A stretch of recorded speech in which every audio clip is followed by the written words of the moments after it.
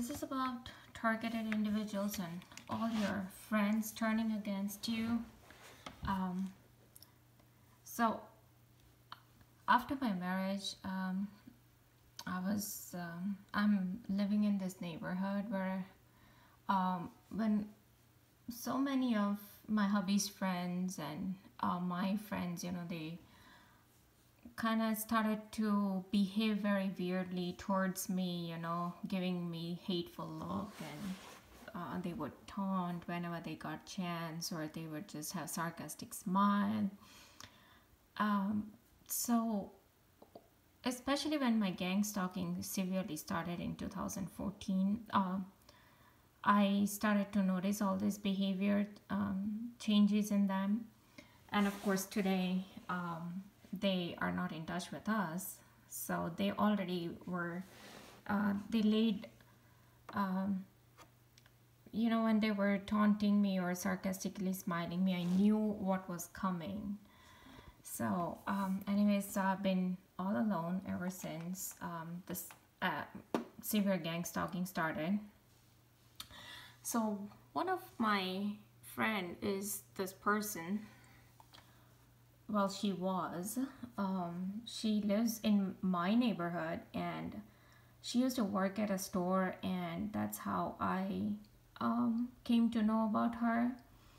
And we used to go to store to do shopping together, and she used to come to my house frequently. I used to visit her house frequently, and we used to do a lot of gardening stuff and talk about food, and we did garage sale together and all kind of stuff, and then suddenly I noticed, right, when my gang stalking started, and my whole community was like against me because it was severe thing that they started.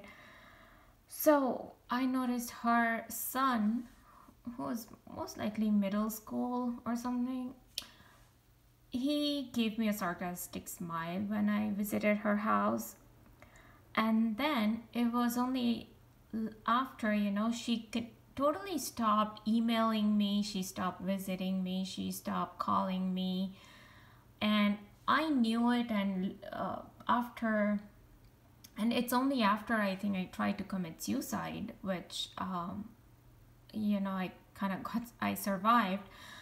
However, I literally confronted her. I just asked her on her face that, if someone has approached her, what she knows and why she's behaving like this. And she's like, no, it's nothing like that. She has been busy. She just got a job at Walmart, and it's just part-time that she's working. But nobody's that busy that first you used to meet this often, and now you don't even have time to email or call.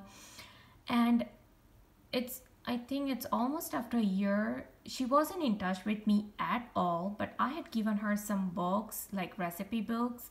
So almost after a year, she found those books that was lying with her. So she contacts me almost after 1 year just to return those books.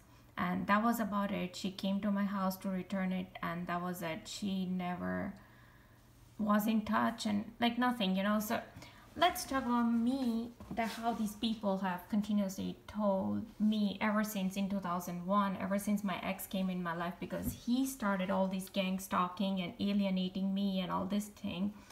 So I'm sure, and even strangers started to have sarcastic smile at me, and they would ignore me, and all this kind of stuff started in 2001 in India. So let's say if he was just talking around to people that, oh, she's a sexual predator or she's a pedophile, whatever he started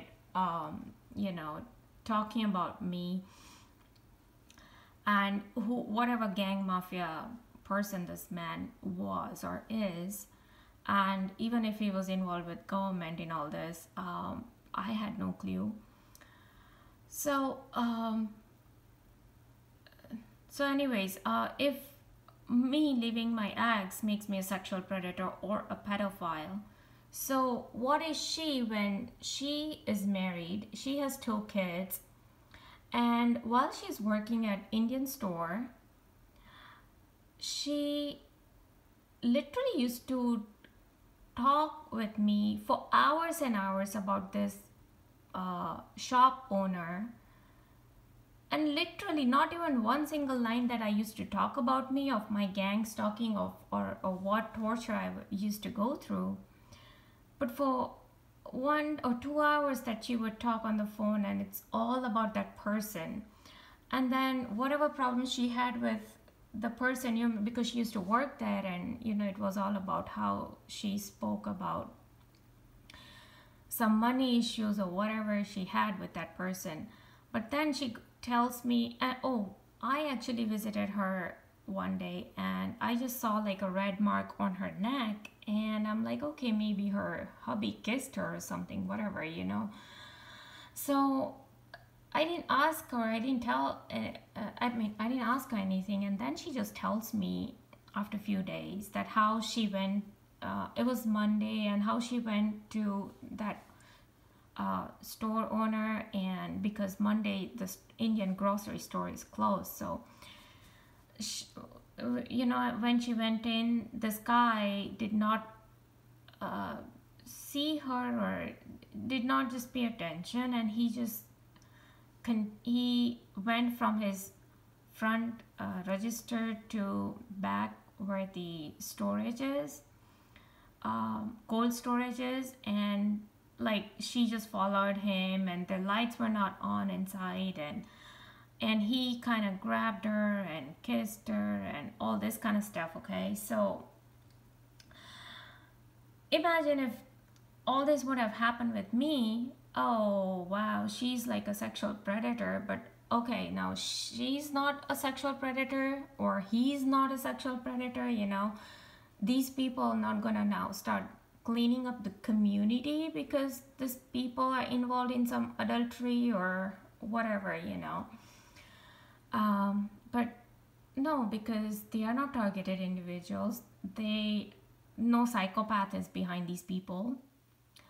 And so this is one person. That was the second person. I used to live in their house, when I was in college. I was renting, and this Indian lady, she had a male friend who used to visit her house daily, and they were good friends. They used to go out shopping, and her husband is continuously working at home, and her husband knew that they were friends and all.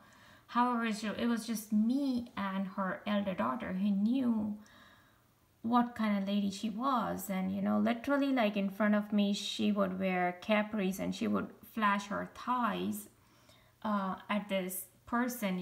And when I found out all about, like, it almost after a year or two,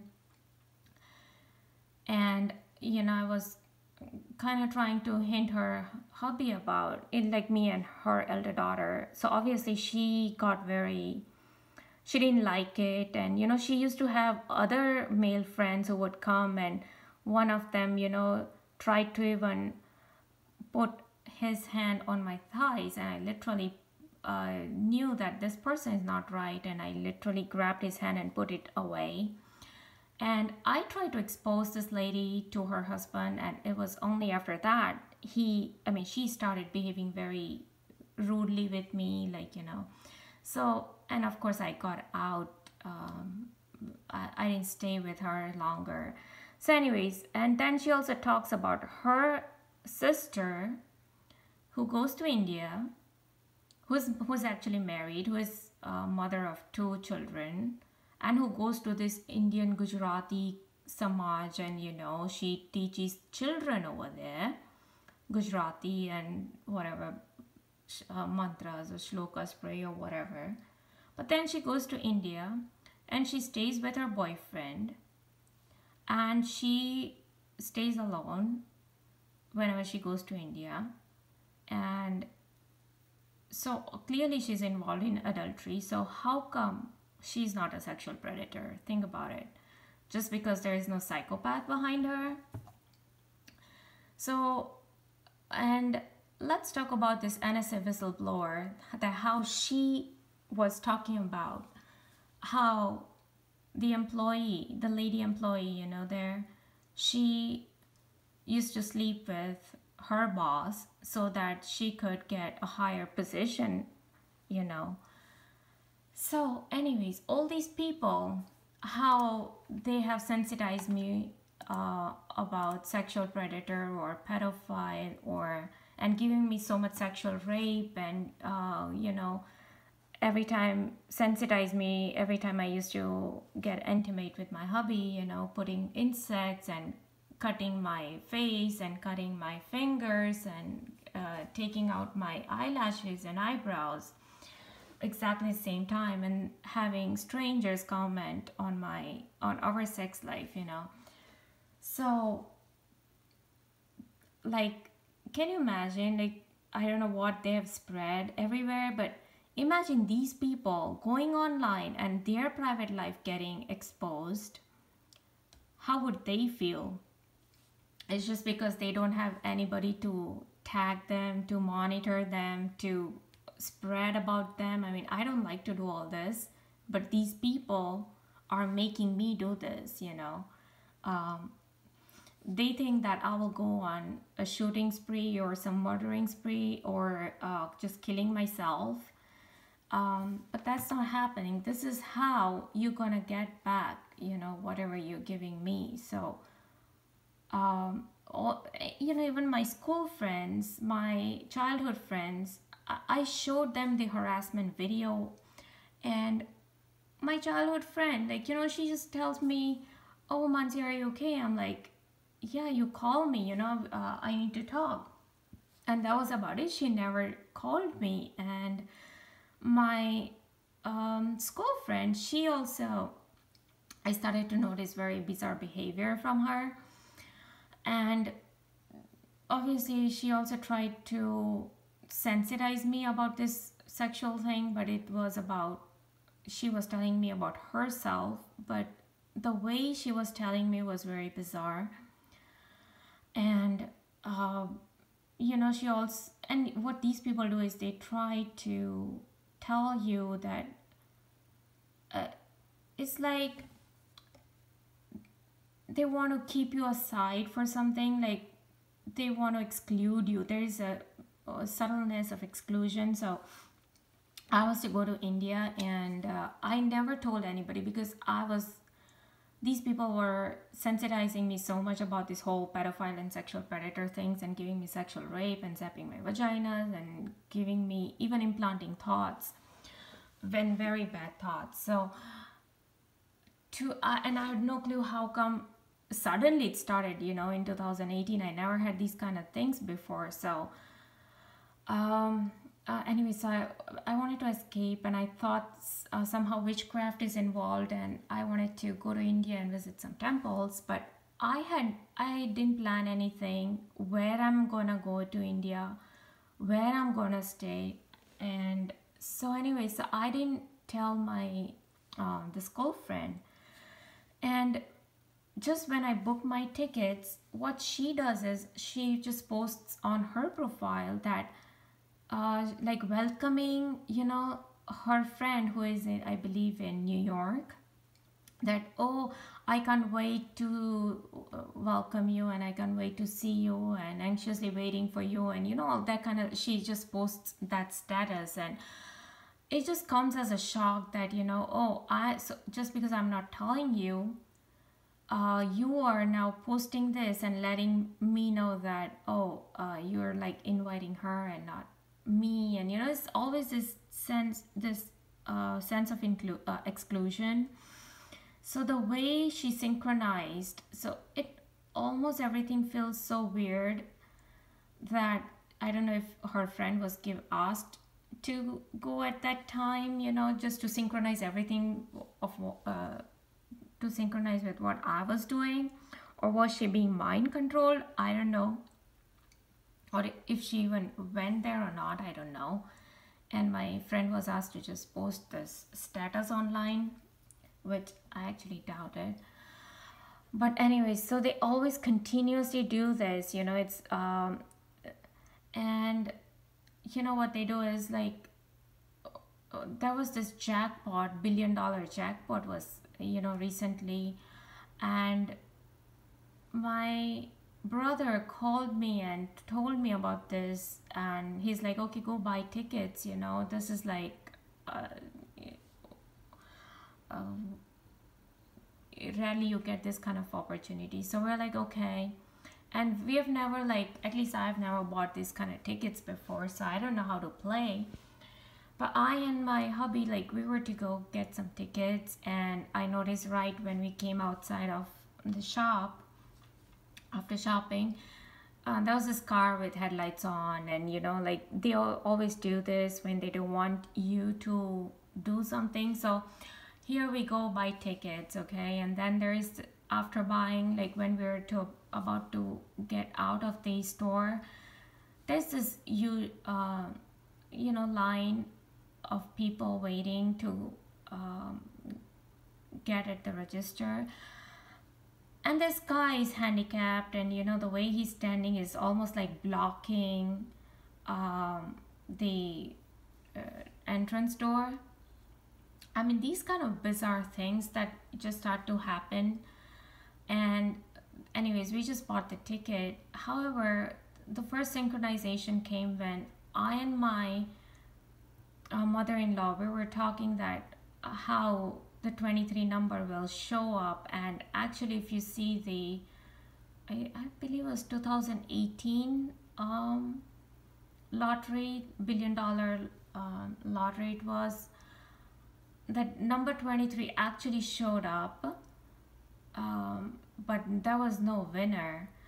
But then again, actually nobody won that lottery, and there was again this $1 billion lottery. So I think we again bought it, and they declared you know, winner in South Carolina. Can you imagine? So I'm from South Carolina, so all the synchronizations start to happen. So now this winner is in South Carolina, but not only that, not only the winner is South Carolina, but the person from whom they bought the ticket, you know, that store owner is Patel, and so am I, okay?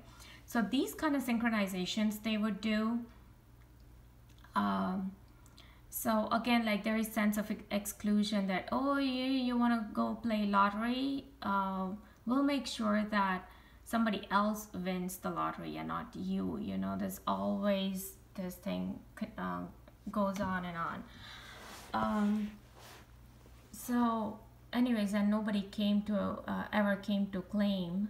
So I don't know if they just staged that whole thing, and most likely they staged it, I guess, just to synchronize with whatever I do. So